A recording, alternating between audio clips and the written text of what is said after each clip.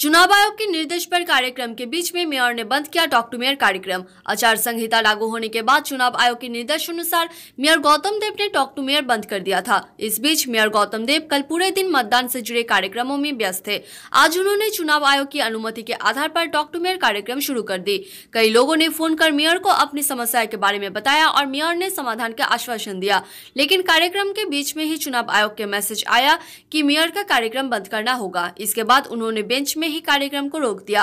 बाद में मेयर ने पत्रकारों को बताया कि टॉक टू मेयर कार्यक्रम आयोग की अनुमति से बंद कर दिया गया था और आयोग की अनुमति से शुरू किया गया था, लेकिन बीच में ही बंद करने का मैसेज आया और बंद कर दिया गया। আমরা আগে থেকেই বলে দেব যে নির্বাচিত প্রতিনিধি যারা, দেখুন আমাদের এখানে 33 জন কাউন্সিলর আছে, দে আর অলসো প্রতিনিধি। হ্যাঁ, আমি এখানকার ভোটার প্লাস মেয়র। হ্যাঁ, আমাদের অনেক এমপি আছে, রাজ্যসভার সাংসদরা কিন্তু সারা স্টেটের ভোটে নির্বাচিত হয়। হ্যাঁ, কিন্তু আমরা জানি যে ভোটার না হলে সে তার নির্বাচন ক্ষেত্রে আসতে পারে ভোটের দিন, ভোটের এই কাছাকাছি। এখন আমরা ইলেকশন কমিশনকে আমাদের যা জানানো, আমরা ইসিআই থেকে সিইও এবং এখানে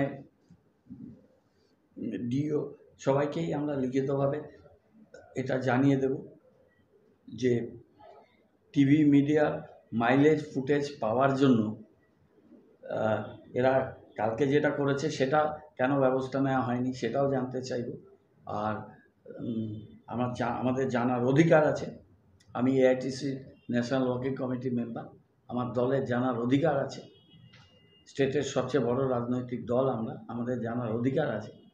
আর সেকেন্ডলি আমরা এটা চিঠি দিয়ে বলব যে 26 তারিখে ভোটে এটা যেন কড়া পদক্ষেপ ডে 1 থেকে নেওয়া হয়, কাউকে যেন রেয়াত না করা হয়। উনি একজন বিধায়িকা, সেই অ্যাডভান্টেজটা নিয়েছেন।